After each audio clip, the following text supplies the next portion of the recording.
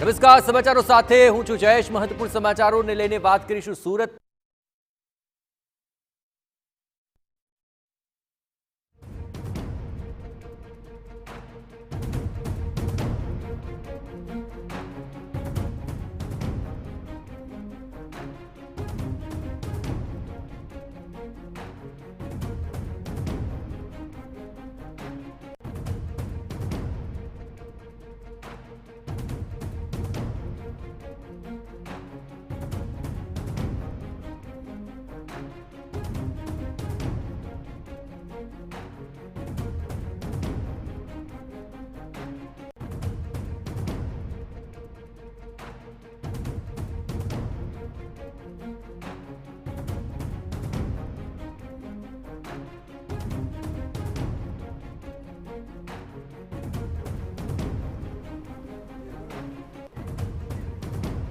તો સુરતથી મહત્વપૂર્ણ સમાચાર આવી રહ્યા છે।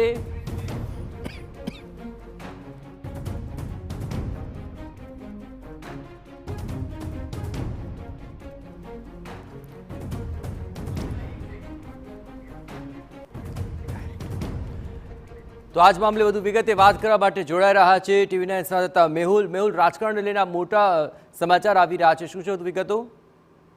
જી બિલકુલ, આવતા રવિવારે સુરત જિલ્લાના મધ્યસ્થ કાર્યાલયનું ઓપનિંગ કરવા ભાજપના પ્રદેશ અધ્યક્ષ સી આર પાટીલ આવી રહ્યા છે। ત્યારે સી આર પાટીલના સુરત જિલ્લાના પ્રવાસ પહેલા જ એક ભાજપ માટે ચિંતાજનક સમાચાર આવ્યા છે। સુરત જિલ્લા પંચાયતના ઉપપ્રમુખ અને ભાજપના યુવા નેતા રોહિત પટેલે રાજીનામું આપ્યા હોય તેવી વાત આજરોજ વાયુ વેગે પ્રસરી ગઈ છે, જેને લઈને સુરત જિલ્લા ભાજપ સંગઠન પ્રમુખ ભરત રાઠોડે અને સુરત જિલ્લા પંચાયતના પ્રમુખ ભાવિની પટેલે પણ સ્વીકાર કર્યો છે। જો કે સુરત જિલ્લા પંચાયતના ઉપપ્રમુખ અને રાજીનામું આપનાર રોહિત પટેલનો સંપર્ક કરવામાં આવતા તેઓએ વાતને નકારી કાઢી હતી। પણ જે રીતે હાલ સુરત જિલ્લામાં જે વાત પ્રસરી ગઈ છે, જેને લઈને સુરત જિલ્લા ભાજપ પણ ચિંતામાં મુકાઈ ગયું છે। ક્યાંક ને ક્યાંક રાજીનામું રોહિત પટેલ દ્વારા 2-3 દિવસ અગાઉ આપી દીધું હતું। હાલ ભાજપ દ્વારા ડેમેજ કંટ્રોલ કરવાનો પ્રયાસ કરવામાં આવી રહ્યો છે।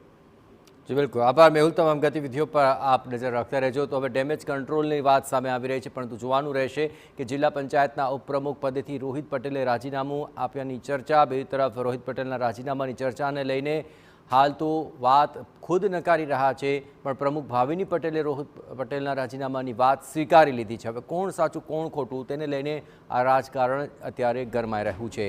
રવિવારે ભાજપ પ્રદેશ અધ્યક્ષ પાટીલ સુરત જિલ્લાની મુલાકાતે છે અને ચર્ચા અફવાઓ વચ્ચે ભાજપે હવે ડેમેજ કંટ્રોલની આ કવાયત તેજ કરી દીધી છે।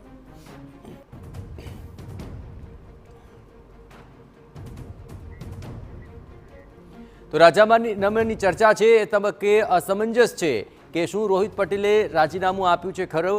તો રોહિત પટેલ ખુદ આ વાતને નકારી રહ્યા છે। બીજી તરફ પ્રમુખ ભાવિની પટેલે રાજીનામાની વાત સ્વીકારી છે।